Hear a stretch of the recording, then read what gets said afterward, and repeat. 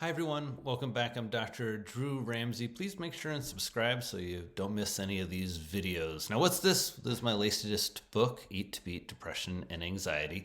People are always asking me, what are the best foods for mental health? And, I put them on the cover of the book. And I wanted to go through these foods and talk about why they're on the cover of my book. I didn't put dark chocolate here just to sell books as a marketing ploy. There are lots of reasons that dark chocolate and the other foods that are right here on the cover are great for your mental health. This is all part of nutritional psychiatry, how we can eat to best take care of our mental fitness. So let's go through these and tell you. We start up here with my all-star friend Kale. Now, kale to me represents nutrient density. And leafy greens, it's a food category you'll hear us talk a lot about in nutritional psychiatry because they have so many nutrients per calorie, just 33 calories in a cup of kale. And for that, you get more than 100% of your daily needs of vitamin C, vitamin A, and vitamin K. You get folate, fiber, you get all these phytonutrients. Right? That's nutrient density.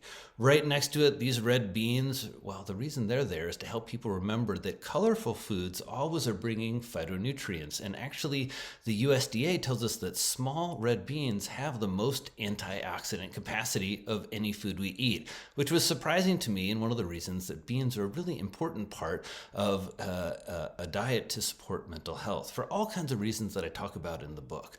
Right next to those red beans are anchovies. Anchovies, sardines, small fish, and particularly small fish from tins can be a wonderful addition to your diet. It's a great place to get those long-chain omega-3 fats. I talk all about those in this book. And they're an important part of brain health, brain function, and fighting inflammation in the brain, which is really part of what we know now in psychiatry and in brain science and mental health, is that part of what we're up against when it comes to beating depression and beating anxiety is fighting a lot of the inflammation that's caused by our modern daily lifestyles, but also by what we eat.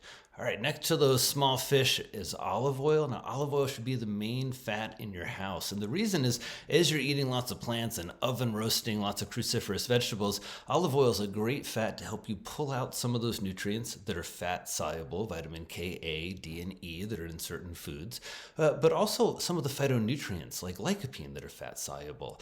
Olive oil also in and of itself is really interesting in terms of a food. It's made up of an omega-9 fat. It has some vitamin E in it. It has a lot of anti-inflammatory properties. And it just so happens that most of the studies looking at things like food and depression look at the Mediterranean diet, which is shown to have a lot of positive effects in terms of the prevention and treatment of depression. All right, next, which way we're going here, of course, avocado. Now, it's a brain health book. You have to put an avocado on there. But part of the big lesson that people need to really think about is that our brain is made of fat. And when your brain is made of fat, you're looking to protect fat, you're looking to eat the right types of fats, and avocados just are a great source of vitamin E. There's a great source of monounsaturated oleic acid, the same fat that's here in the olive oil.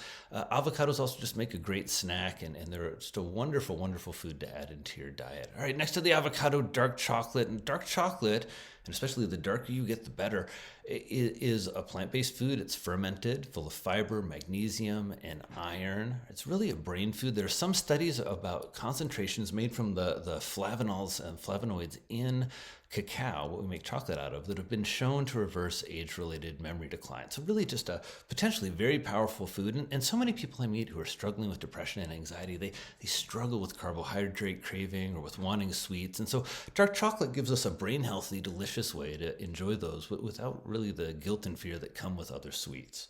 The egg. Egg is a controversial food, but the egg is a wonderful source of a perfect protein, just 70 calories in an egg.